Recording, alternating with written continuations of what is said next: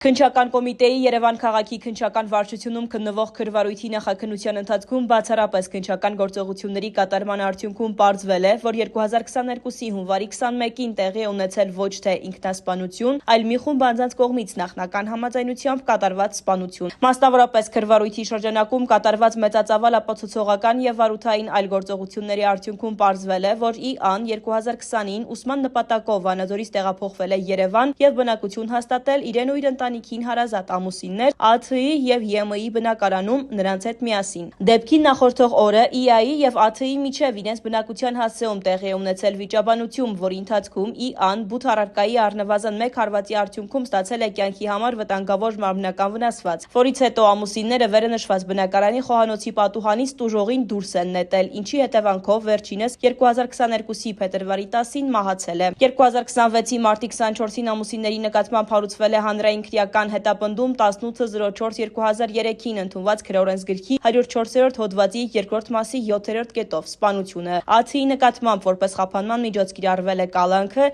իսկ ԵՄ-ի նկատմամբ բացակայելու արգելքը։